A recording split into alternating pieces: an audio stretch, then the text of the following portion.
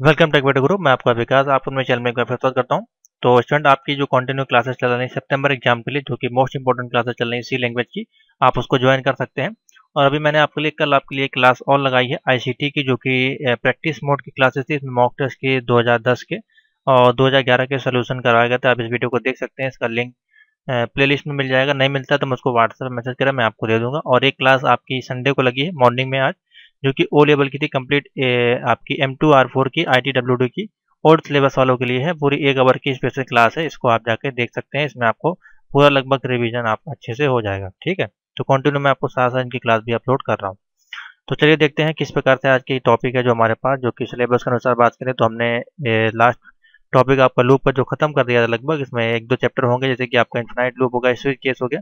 इसके लिए आप ओल्ड वीडियो देख सकते हैं, वहाँ पे चैनल पे अवेलेबल। इसको मैं नहीं बता रहा हूँ, जो कि इंपॉर्टेंट टॉपिक थे वो मैंने आपको बता दिया। बेसिकली क्वेश्चन इस पे भी आते हैं। तो आज हम नया टॉपिक स्टार्ट कर रहे हैं। एरे क्या होता है, एरे के बारे में देखते हैं। उसके बाद फंक्शन, काफ़ी लोग मैसेज कर रहे हैं सर फंक्शन की वीडियो बनाएं, तो एरे के बाद जो आपका टॉपिक होगा फंक्शन का ही होगा। और हम कोशिश करेंगे 30 तक आपको जितनी वीडियो हो सके, यानी कि एक वीडियो दोनों की हम कंप्लीट कर दें, एक एरे की, एक फंक्शन की, और बाकी जो बचे हुए टॉपिक हैं उसकी वीडियो हम 30 तक ही आपको देंगे। 30 के बाद आपको हो सकता है कि वीडियो ना मिले, तो मैं कोशिश करूंगा 3 वीडियो आपको, एक स्ट्रक्चर की, एक स्ट्रक्चर हो गया आपका, एक फंक्शन हो गया और एक पॉइंटर और एक एरे। 4 वीडियो अभी आपको और देने की कोशिश करेंगे कि आपको मिले और आपका कोर्स जो है पूरा कंप्लीट हो जाए उसमें। तो चलिए देखते हैं, हम बात करते हैं एरे की। तो आपका बेसिकली एरे होता क्या है, इसमें कितने पार्ट होते हैं। तो कई प्रकार से एरे आपका होता है, एग्जाम्पल से समझते हैं। मान लीजिए कोई एरे है इस प्रकार से, किस प्रकार से वैल्यू स्टोर करता है। तो बेसिकली एरे का हम लोग इस प्रकार से यूज करते हैं। मान लीजिए कई प्रकार के स्टूडेंट के नाम है और किसी प्रकार का आपको रिजल्ट अपलोड करना है, तो वहाँ पे तमाम तरह के स्टूडेंट होंगे, सबका अलग अलग नाम होगा। तो उस केस में हम लोग एरे का बेसिकली यूज करते हैं अलग अलग डेटा को, बड़े डेटा को स्टोर करने के लिए एक ही वेरिएबल में। यानी कि मान लीजिए हम इंटीजर लेते हैं यहाँ पे a, और ये वैल्यू यहाँ पे स्टोर किस प्रकार से करेगा। मान लीजिए हमने लिया a बराबर 10, ठीक है, तो 10 जो भी नाम होंगे तो यहाँ पे वो स्टोर करेगा 10। ठीक है, तो जितने भी ज़्यादा अल्फ़ाबेट्स होंगे या लेटर होंगे, उन सभी को पार्ट में डिवाइड करके वो एरे आपका स्टोर करता है। आप नॉर्मली अपलोड कर सकते हैं, लेकिन उसके लिए आपको फिर अलग अलग सभी को अपलोड करना पड़ेगा, अलग अलग सभी का वेरिएबल बनाना पड़ेगा, अलग अलग उसको स्टोर करना पड़ेगा। लेकिन इसमें आप ज़्यादा वैल्यू को एक ही में अपना स्टोर कर सकते हैं। उसके लिए हम यहाँ पे एरे का उपयोग करते हैं। तो चलिए देखते हैं इसको किस प्रकार से यूज़ किया जाता है। तो एरे जो आपका होता है वो एक ही प्रकार के डेटा टाइप्स का कलेक्शन होता है। ठीक है, उसके लिए हम अलग अलग डेटा टाइप्स आपको नहीं देने पड़ेंगे, एक ही डेटा टाइप्स के आपको वो कलेक्शन करके देगा। तो ठीक है, तो इतना आप जरूर समझ लें। तो देखिए, मान लीजिए हमको कोई स्टूडेंट है, उसका रिकॉर्ड हमें स्टोर करना है। उसके 5 सब्जेक्ट हैं। तो मान लीजिए सब्जेक्ट 1 यहाँ पे, मान लीजिए उसको 10 नंबर मिले हैं, या मान लीजिए 80 नंबर मिले हैं। और उसी प्रकार सब्जेक्ट 2 है, सब्जेक्ट 3, 4, 5, ठीक है, 5 सब्जेक्ट हैं, सभी में उसको अलग अलग नंबर मिले हैं इस प्रकार से। तो अब इनको आपको स्टोर करना है, तो इसके लिए मान लीजिए आप कोई वेरिएबल देते हैं इंट, तो यहाँ पे देंगे आप A B C D E, इस प्रकार से देंगे। ए के लिए आप देंगे 80, बी के लिए आप देंगे 40, सी के लिए देंगे 60, और डी के लिए 45, और ई के लिए 50। तो इस प्रकार से आपको कितने ज़्यादा वेरिएबल आपको क्रिएट करने पड़ेंगे अगर आपको एक सिंपल सा प्रोग्राम बनाना है किसी सब्जेक्ट का। तो उसके लिए ये काफ़ी ज़्यादा लंबा हो जाएगा, और आपका जो प्रोग्राम है उसको जब हम स्टोर करेंगे वैल्यू में, तो पूरा जो प्रोग्राम आपका जो है वेरिएबल से ही, आपका जो सॉफ्टवेयर में जो प्रोग्राम आप बनाएंगे सी में, वो पूरा भर जाएगा। तो वो काफ़ी ज़्यादा मेमोरी भी लेगा, और हो सकता है कि वो प्रोग्राम भी आपका क्रैश हो जाए। तो उस केस में हम लोग जो यहाँ पे यूज़ करते हैं, उन वैल्यू को एरे में स्टोर कराते हैं। यानी कि मान लीजिए a बराबर 10 दिया, तो वो 10 ही वैल्यू a में स्टोर करेगा। लेकिन मान लीजिए खूब सारी वैल्यू है, तो वो ए में ही आपकी सारे सब्जेक्ट वो स्टोर करेगा, लेकिन वो जो जो जो की लोकेशन होगी स्टोरेज की, वो अलग अलग डिवाइड कर देगा। आप ए में तो सारी वैल्यू करा देंगे, लेकिन उसकी जो लोकेशन होगी वो अलग अलग वो स्टोर होगी। तो किस प्रकार से होती है, चलिए देखते हैं इसका सिंटेक्स सभी का और कितने प्रकार के होते हैं, तो ये आपको और अच्छे से समझ में आएगा। तो चलिए देखते हैं। तो डायमेंशन आपके कितने प्रकार के होते हैं, आपका जो एरेस होती हैं, तो यहाँ पे देखिए लिखते हैं हम टाइप्स ऑफ एरे लिख लें, आप हेडिंग डाल लें। ये आपके 3 प्रकार से होते हैं। ठीक है, तो पहला हो गया आपका 1 डायमेंशनल, मैं आपको बता चुका हूँ ऑलरेडी। ठीक है, दूसरा हो गया आपका 2 डायमेंशनल, और तीसरा हो गया आपका मल्टी डायमेंशनल एरे। ठीक है, तो ये 3 प्रकार के आपके एरे होते हैं। बेसिकली जो हम लोग ज़्यादातर यूज़ करते हैं 1 और 2 का यूज़ करते हैं, मल्टी का यूज़ कम करते हैं, लेकिन इसको भी हम लोग सीखेंगे। और एग्जाम्पल हम देखते हैं सबसे पहले 1 डायमेंशनल 2 डायमेंशनल का, और उसका सिंटेक्स और उसका एग्जाम्पल किस प्रकार से होगा आपको समझाते हैं, जिससे कि आपको डिटेल में समझ आए कि किस प्रकार से वर्क करते हैं, किस प्रकार से मेमोरी जो ज़्यादा डेटा होता है स्टूडेंट का रिकॉर्ड होता है वो किस प्रकार से अलग अलग मेमोरी लोकेशन में एक ही वेरिएबल में उसको हम लिख सकते हैं। यानी कि जो आपका सिंटेक्स आपका जो एरे होता है वो कई प्रकार के डेटा टाइप्स को एक ही में स्टोर कर देता है, यानी कि आपको बार बार डेटा टाइप्स उसके लिए आपको नहीं लिखने पड़ेंगे। तो चलिए देखते हैं किस प्रकार से ये वर्क करता है। तो चलिए स्टूडेंट हेडिंग डाल लीजिए यहाँ पे, जो जिसका पहला पार्ट है उसके बारे में देखते हैं, जो कि है वन डायमेंशनल एरे। ठीक है, मैं शॉर्ट में लिख रहा हूँ क्योंकि माउस से लिखने में दिक्कत होती है थोड़ी, तो आप इसको समझ लें। वन डायमेंशनल एरे मैंने यहाँ लिखा हुआ है। ठीक है, इसका सिंटेक्स देखते हैं किस प्रकार से काम करता है बेसिकली। तो इसमें जो एक ही प्रकार के डेटा टाइप्स को आप डिफाइन कर सकते हैं, तो किस प्रकार से करते हैं उसका सिंटेक्स और उसका एग्जांपल देखते हैं। तो बेसिकली जो मैंने आपको एग्जांपल बताया था अभी, जो स्टूडेंट का रिकॉर्ड अगर आपको बनाना है तो उसको आप किस प्रकार से डिफाइन करेंगे उसका एग्जांपल भी समझाएंगे आपको।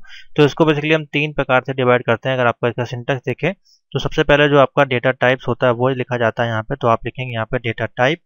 ठीक, उसका टाइप जो एरे का होगा डेटा टाइप, उसके बाद एरे का नाम जो होगा, जो कि आप इंटीजर ए, इंटीजर बी या अपना नाम भी कोई देना चाहते हैं वो दे सकते हैं। यहाँ पे उसका नाम होगा, एरे का नाम। उसके बाद जो आता है सिंटेक्स में, उसका साइज, कितनी साइज होगा जो वो स्टोर करेगा, 10, 20, 30, 40, 50 जो भी आप देना चाहते हैं, और लास्ट में सेमीकोलन से बंद कर देते हैं। तो ये तो हो गया आपका वन डायमेंशनल एरे का सिंटेक्स। इस प्रकार से इसको लिखा जाता है। ये तो एक सिंटेक्स हो गया। जब हम लिखेंगे तो इसमें बाकायदा यहाँ पर लिखेंगे डेटा टाइप्स, जो भी डेटा टाइप्स होगा, उसके बाद जैसे कि फ्लोट है, इंटीजर जो भी होगा वो लिखा जाएगा यहाँ पे। उसके बाद आपका एरे का नाम जो होगा, इंटीजर ए, इंटीजर बी या कुछ भी अपना नाम भी हो सकता है, और उसका साइज सब्जेक्ट 1, सब्जेक्ट 2 भी हो सकता है, और सब्जेक्ट 1 का जो भी साइज हो वो यहाँ लिखा जाएगा। ठीक है, तो इस प्रकार से एरे वन डायमेंशनल एरे का सिंटेक्स होता है, जिसको कि हम लोग डिफाइन करते हैं। इसके बाद देखते हैं इसका एग्जांपल किस प्रकार से होगा। तो जो कि मैंने अभी एग्जांपल आपको बताया स्टूडेंट रिकॉर्ड वाला, उसी एग्जांपल से हम समझते हैं किस प्रकार से इसको सॉल्व किया जाता है। तो एग्जांपल देखते हैं इसका। तो देखिए, जब मैंने आपको बताया था अभी, इसको तीन पार्ट में डिवाइड करते हैं, टाइप, एरे नेम और उसका साइज। ठीक है, तो साइज यहाँ पे सबसे पहले ले रहे हैं डेटा टाइप उसका। तो डेटा टाइप मान लीजिए हमने लिया इंटीजर, इंटीजर वैल्यू है कोई हमारी। उसके बाद हमारा क्या आएगा, एरे का नेम। ठीक है, एरे का नेम हमने मान लीजिए 5 सब्जेक्ट की वैल्यू हम स्टोर करा रहे हैं एक ही में, तो हम यहाँ लेते हैं सब्जेक्ट। उसके बाद साइज के अंदर जो इसको लिखेंगे, इसको हम लोग बोलते हैं सब स्क्रिप्ट भी बोलते हैं। तो उसके लिए हमारी 5 सब्जेक्ट की हमें वैल्यू स्टोर करनी है, तो हमने लिख दिया 5, और इसको हम लोग बोलते हैं सब स्क्रिप्ट, SCRIPT। इसको आप समझ लें। इसके अंदर ब्रैकेट के अंदर जो वैल्यू आपकी है, इसको हम लोग सब स्क्रिप्ट बोलते हैं, और सेमीकोलन से बंद कर देंगे। ठीक है, तो ये हो गया आपका डेटा का टाइप, ये हो गया आपका एरे का नेम, और ये हो गया उसका साइज, यानी कि सब स्क्रिप्ट, यानी कि 5 सब्जेक्ट की वैल्यू इसमें स्टोर कर रहे हैं। तो इसलिए यहाँ पे देखिए एक ही ब्रैकेट लगा हुआ है, इसलिए ये क्या प्रूफ करता है कि आपका एक ही वैल्यू स्टोर है, इसलिए आपका ये 1D एरे कहलाएगा। इस प्रकार से 1D, वन डायमेंशनल एरे की जो पहचान है वो यही होती है, वन डायमेंशनल एरे। ठीक है, ये 2 डायमेंशनल होता है तो इसमें आपके 2 ब्रैकेट होते हैं इस प्रकार से, तो इसको हम लोग कहेंगे 2D एरे। ठीक है, उसी प्रकार से एक से ज़्यादा होंगे, 3, 4, 5 होंगे तो ये आपका मल्टी में आ जाएगा। तो इस प्रकार से इसको करते हैं। तो अभी हम वन डायमेंशनल की बात कर रहे हैं तो हम आगे नहीं बढ़ेंगे, आपको आराम से समझाएंगे। तो ये आपका होता है बेसिकली डेटा टाइप्स, आपका एरे का नेम और उसका साइज। ठीक है, आगे देखते हैं। तो देखिए स्टूडेंट, इसको किस प्रकार से स्टोर की जाती है। तो एरे को जब हम स्टोर करते हैं, मान लीजिए आपका जो एग्जांपल है उसके अनुसार यहाँ पे 5 सब्जेक्ट है, यानी कि सब्जेक्ट 1, सब्जेक्ट 2, सब्जेक्ट 3 इस प्रकार से। और एरे को जब हम स्टोर करते हैं उसकी वैल्यू, तो उसको हम 0 से स्टोर करते हैं। तो देखिए किस प्रकार से होगा, मैं आपको एक चार्ट के माध्यम से बना देता हूँ। तो यहाँ पे एक छोटा सा मैं चार्ट बना दे रहा हूँ, उसकी वैल्यू किस प्रकार से स्टोर की जाती है। तो 0 से आपकी जो है वैल्यू इसकी स्टोर की जाएगी। तो किस प्रकार से होगी, तो यहाँ पे सबसे पहले आएगा सब्जेक्ट, जो कि वैल्यू स्टोर करेगा यहाँ पे 0। ठीक है, ये आपका सब्जेक्ट 0, सब्जेक्ट 1, उसके बाद ये सब्जेक्ट 2 में आएगा, उसके बाद ये सब्जेक्ट 3 में आएगा। ठीक है, उसके बाद ये सब्जेक्ट 4 में। देखिए यहाँ पे वेरिएबल 5 से, लेकिन ये आपका जो स्टार्ट होता है वो 0 से होता है, इसलिए 1, 2, 3, 4, 5 आपको इस प्रकार से ये वैल्यू स्टोर करेगा। और इसके अंदर अलग अलग वैल्यू स्टोर होंगी, लेकिन एक ही इंटीजर, एक ही डेटा टाइप्स के अंदर ये सारी वैल्यू आपकी स्टोर हो जाएंगे। आपको बार बार वेरिएबल, यानी कि इंटीजर ए, इंटीजर बी, अलग अलग नंबर के लिए आपको वो डेटा यहाँ पे फीड नहीं करना पड़ेगा। ये आपका बेनिफिट होता है आपके एरे में। तो आगे देखते हैं। तो स्टूडेंट, आपको समझ में आ गया होगा इसमें एग्जांपल में, जैसा कि मैंने आपको बताया 1D एरे में आपके सब स्क्रिप्ट जो है वो 5 ही रहेंगे। देखिए सब जो सब्जेक्ट है वो आपके चेंज नहीं होंगे, लेकिन उनकी जो लोकेशन होती है, क्योंकि हम लोग जो एरे में वैल्यू स्टोर करते हैं वो 0 से स्टार्ट करते हैं, लेकिन उनकी संख्या 0 से 4 तक गई, लेकिन बाकी जो काउंटिंग है सब स्क्रिप्ट की वो एक कम हो जाएगा, लेकिन बाकी आपके सब्जेक्ट जो है वो 5 ही रहेंगे। देखिए 1 2 3 4 5, लेकिन लोकेशन जो है वो यहाँ पे स्टार्ट होकर 0 1 2 3 4 5, ये आपकी मेमोरी है, सीरियल वाइज आपकी मेमोरी इसमें स्टोर होती है। ठीक है, तो इतना आपको समझ में आ गया। तो आगे चलते हैं, इसी में हम देखते हैं एग्जाम्पल। अब 2D एरे का 2D एरे को किस प्रकार से क्रिएट किया जाता है उसके बारे में। सेम वही है आपका, इसमें थोड़ा सा मेमोरी लोकेशन आपका बढ़ जाएगा, एक रो एंड कॉलम इसमें और ऐड हो जाता है। तो 2 डायमेंशनल एरे का एग्जाम्पल और सिंटेक्स पहले देखते हैं। तो इसका सिंटेक्स किस प्रकार से बनेगा, तो सिंटेक्स का इस प्रकार से बनेगा जैसे कि आपको 1 डायमेंशनल में बताया था। पहले तो आपका जो टाइप होगा यानी डेटा टाइप जो होगा वो लिखा जाएगा। तो पहले आपका डेटा टाइप्स आएगा, उसके बाद आपका एरे का नेम आएगा, सेम वही कंडीशन है, एरे का नेम। और दो चीज़ इसमें ऐड होगी, जो कि ब्रैकेट के अंदर हमने साइज लिखा था जो कि सब स्क्रिप्ट है। अब इसमें आपका एक रो नंबर आएगा, ठीक है, और दूसरा जो आएगा आपका कॉलम नंबर ऐड होगा। तो मैं शॉर्ट में लिख दे रहा हूँ, COLOUMN होती है इसकी स्पेलिंग, कॉलम नंबर आप समझ लें सही से। और लास्ट में आपका सेमी कॉलन यहाँ पे लगेगा। ठीक है, तो इस प्रकार से पहले आपका डेटा टाइप्स आएगा, एरे का नेम होगा, एक रो होगा, एक कॉलम होगा। तो किस प्रकार से इसको डिफाइन करते हैं, लिखते हैं एग्जाम्पल के रूप में, इसको समझते हैं। तो इसका एग्जाम्पल समझते हैं हल्का सा। तो देखिए इसी का एग्जाम्पल हम समझते हैं। यहाँ पे सबसे पहले डेटा टाइप्स है, तो डेटा टाइप में हम यहाँ पे लिख दे रहे हैं, मान लीजिए कोई इंटीजर हमने ले लिया, ठीक है। और सब्जेक्ट यहाँ पे एरे नेम है, सब्जेक्ट मान लीजिए हमने ले लिया। और यहाँ पे हमारा रो एंड कॉलम है, तो इसमें आप वैल्यू दे सकते हैं 3।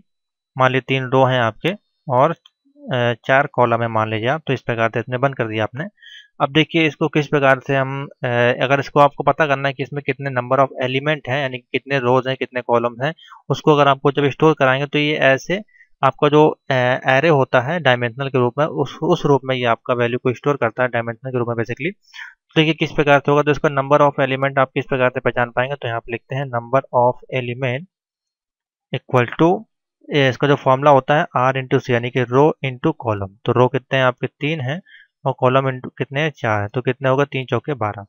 तो आपका जो है 12 इसका टोटल आंसर आएगा कि नंबर ऑफ एलिमेंट इसमें है, एक में 3 है और एक में 4 है, तो ओवरऑल कितना आएगा 12 आपका आएगा। इस प्रकार से निकालते हैं। ठीक है, तो चलिए स्टूडेंट मैं आपको एक एग्जांपल और समझाता हूँ इसका, किस प्रकार से इसको स्टोर करेंगे, कैसे इसको मेमोरी में देखा जाता है। तो मान लीजिए हमने इंटीजर और सब्जेक्ट हमने यहाँ पे लिया 2 और 3, ठीक है, 2 और 3 सब्जेक्ट लिया। तो इसका जो इक्वल टू आएगा कितना आएगा 6 आएगा, क्योंकि R इंटू सी का फॉर्मूला यहाँ यूज करेंगे, तो 2 इंटू 3 बराबर 6 आएगा। अब इसको किस प्रकार से रो एंड कॉलम में लिखा जाता है वो आपको बताते हैं। तो मैंने आपको बताया कि जो भी मेमोरी स्टोर होती है एरे की वो 0 से स्टार्ट होती है। तो सबसे पहले आपका जो आएगा वो आएगा रो।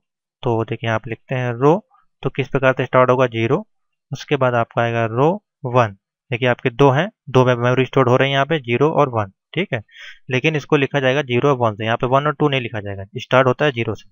आपके जो सब स्क्रिप्ट होंगी वो आपकी 2 ही होंगी। अब हम यहाँ पे स्टोर करेंगे कॉलम को, तो यहाँ पे लिखते हैं COLOUMN कॉलम। पहला आएगा आपका कॉलम 0, ठीक है, फिर आएगा आपका कॉलम 1, ठीक है, उसके बाद आएगा आपका कॉलम 2। कितने हैं 3 है, देखिए 3 कॉलम है आपके, ये रो हो गए, ये आपके कॉलम हो गए। तो यहाँ पे 3 कॉलम है और 2 रो है। वैल्यू आपकी कितनी है, अब इसको किस प्रकार से इसमें स्टोर किया जाता है वो देखते हैं। आपका जो है 6 आपके टोटल आना चाहिए। तो देखिए किस प्रकार से इसको स्टोर करेंगे। तो पहला जो होगा आपका 0,0 स्टोर होगा ये, दूसरे में आपका जाएगा 0,1, ठीक है, तीसरे में आपका जाएगा 0,2, उसके बाद आएगा आपका 1 है यहाँ पे 1,0, उसके बाद 1,1 और लास्ट में जाएगा 1,2। तो देखिए आपके कितने वेरिएबल यहाँ पे क्रिएट हुआ, स्टोर करिए 1 2 3 4 5 6। आपका कितना आना था आंसर 6 आना था, यानी कि 2 इंटू 3 आपके एलिमेंट कितने थे, नंबर ऑफ 6 थे। तो देखिए नंबर ऑफ 6 एलिमेंट आपके यहाँ से प्राप्त होगा। कितने रो एंड कॉलम थे आपको अगर डिफाइन करना है, ये आपका डायमेंशनल के रूप में जो एलिमेंट होते हैं उनको स्टोर करता है।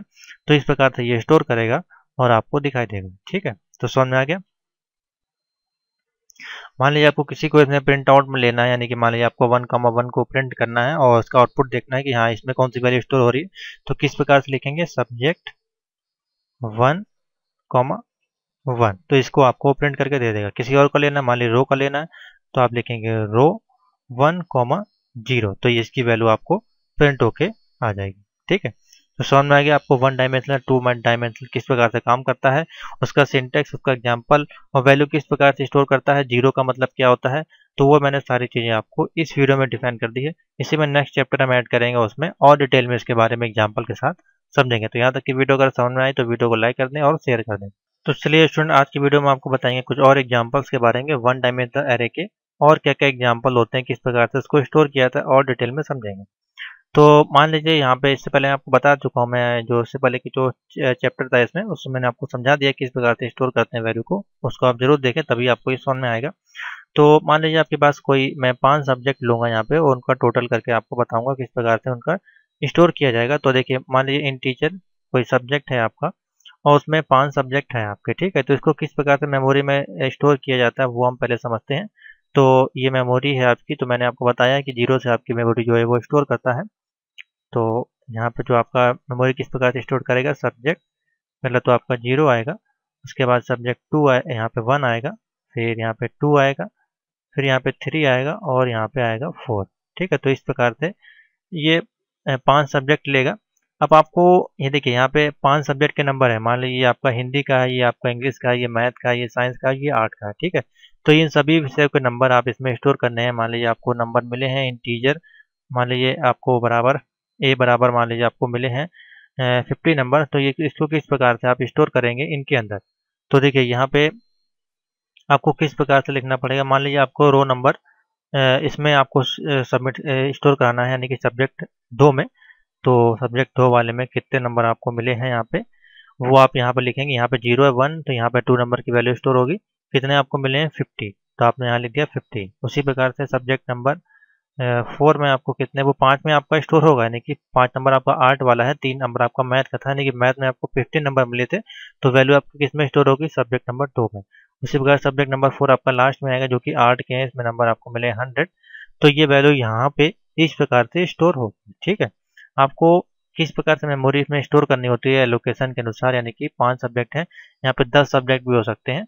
तो देखिए कितना इसमें बेनिफिट होता है आपको बार बार नहीं लिखना पड़ता है। एक तो integer variable A B C बार बार नहीं लिखना पड़ेगा, और सारे सब्जेक्ट के बार बार आपको वो लिखने पड़ेगा। सिर्फ आपको एक वेरिएबल आपने डिफाइन कर दिया इंटीजर डेटा टाइप के साथ, उसका साइज दे दिया आपने, सब इसके अपने 5, और उसको 5 पार्ट में डिवाइड कर देंगे, यानी कि 0 1 2 3 4 5, और उसकी मेमोरी लोकेशन इस प्रकार से जिस भी सब्जेक्ट में आपको स्टोर करना है 1 2 3 में, जिसमें भी, वो यहाँ पे डेटा आपका स्टोर हो जाएगा। मान लीजिए इसमें आपको 30 मिले हैं, तो यहाँ पे ये आ जाएगा, यहाँ पे 40 आ जाएगा, और यहाँ पे 35। इस प्रकार से ये मेमोरी स्टोर करेगी।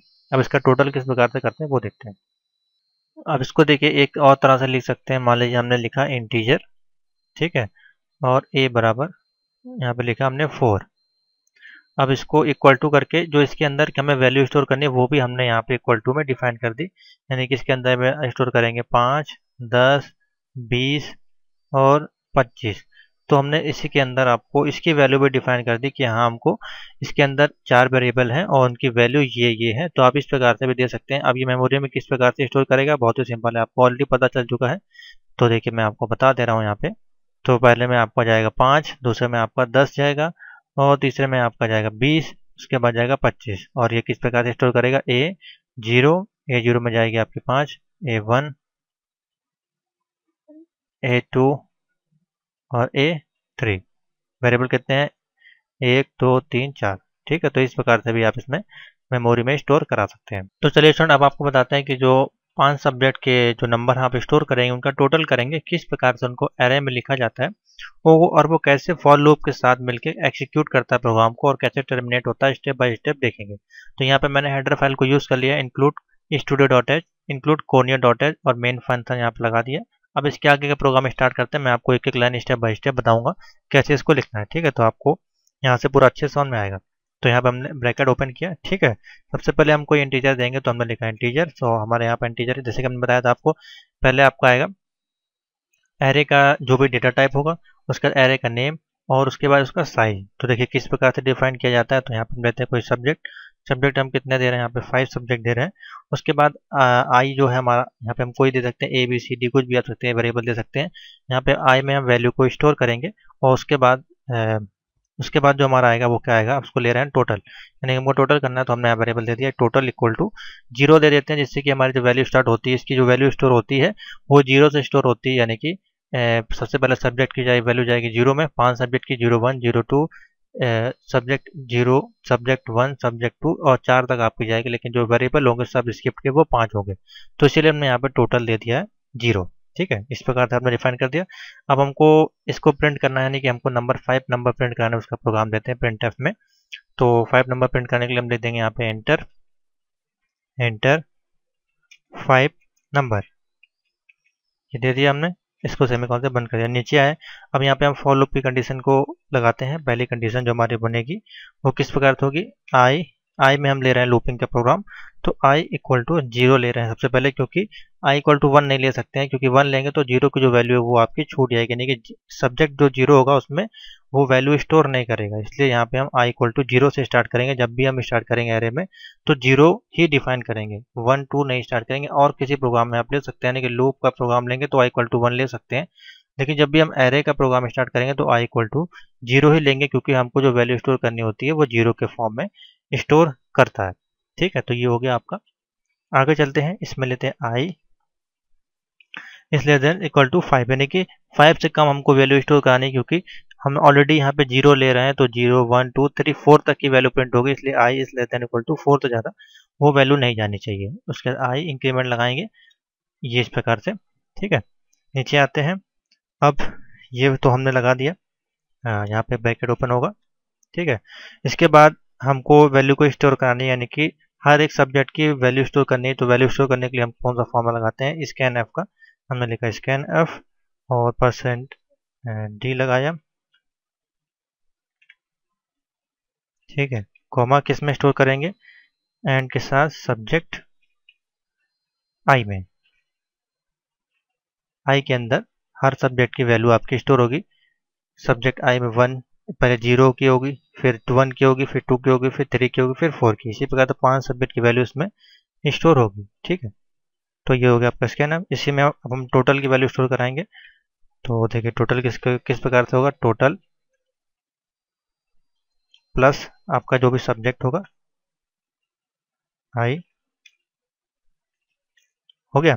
तो यहाँ तक की तो वैल्यू आपको समझ में आ गई किस प्रकार से ये फंक्शन जो काम करेगा, यानी कि जो सब्जेक्ट आई 0 होगा उसमें आप कोई वैल्यू देंगे वो स्टोर होगी। उसके बाद सब्जेक्ट आई 1, उसके बाद सब्जेक्ट आई जो कि यहाँ पे है 2, फिर 3 और 4, ये 5 सब्जेक्ट की वैल्यू यहाँ पे स्टोर होगी। इसके बाद इनका जो टोटल होगा, जो टोटल होगा पहले टोटल में जाएगा आपका, जो कि 0 की वैल्यू जाएगी, फिर 1 की वैल्यू जाएगी, फिर 4 की, फिर 5 की, जब जाके तब ये टोटल आपका कंटिन्यू करेगा। तो इसको देखते हैं आगे किस प्रकार से कंटिन्यू करना है।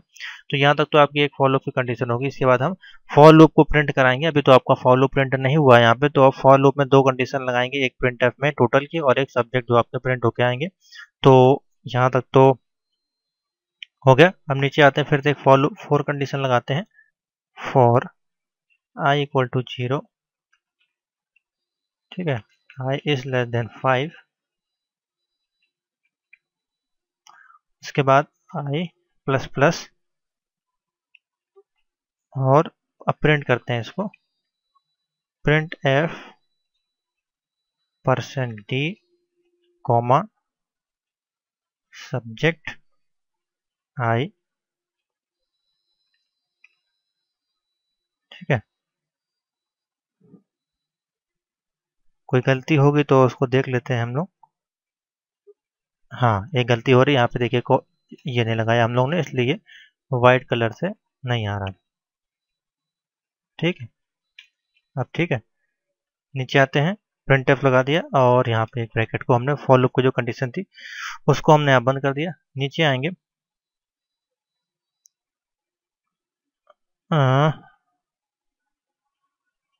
ये एक एक्स्ट्रा आपको लग गया, इसको हटाते हैं और यहाँ पे प्रिंट करते हैं total, print F total. Total आपका क्या आएगा, परसेंट टी कॉमा टोटल। ठीक है, उसके बाद यहाँ पे लिखेंगे गेट सी एच और इसको बंद कर देंगे। ठीक है, ब्रैकेट देख लेते हैं सही लगे हैं कि नहीं आपके। तो पहला ये हमारा ओपन हुआ है और उसके बाद ये ओपन हो यहाँ क्लोज हुआ, ये ओपन हो यहाँ क्लोज हुआ और ये यहाँ से क्लोज हुआ। ठीक है, तो ये आपका पूरा प्रोग्राम इस प्रकार से बनेगा 5 सब्जेक्ट के। अब इसको रन करा देखते हैं क्या कुछ। तो ये आपका पूरा प्रोग्राम जो बनेगा इस प्रकार से। अब इसको एक्सिक्यूट करते हैं, रन कराते हैं। तो देखिए आपसे पहला जो आउटपुट जाएगा इसका जाएगा। देखिए प्रिंट करा रहा है, एंटर दी 5 नंबर हमको एंटर करने हैं। तो हम लिखते हैं 5 5 5 5। देखिए इनका टोटल उसके बाद आपको पूछेगा ये इसमें, उसके बाद ये कैलकुलेशन करेगा इन संख्या में। यानी कि पहले में जाएगा 0 में, फिर 1 2 3 4 5। इसमें पहले 5 स्टोर किया, इसमें 5, फिर 3 में 5 और 4 में 5, यानी कि सब्जेक्ट आई इस प्रकार से। और इन सबका टोटल कितना हुआ 25 हुआ, वो किस में प्रिंट होकर आएगा टोटल में। तो देखिए यहाँ पे लिख के आ गया लास्ट में प्रिंट जो हमने कराई, टोटल इज 25। ठीक है, समझ में आएगा। तो ये आपका है 1 डायमेंशनल एरे का एग्जाम्पल। इस प्रकार से ये सारी वैल्यूज में स्टोर होती हैं। तो थैंक यू फॉर वॉचिंग। आगे देखते हैं नेक्स्ट टॉपिक इसमें 2 डायमेंशनल एरे।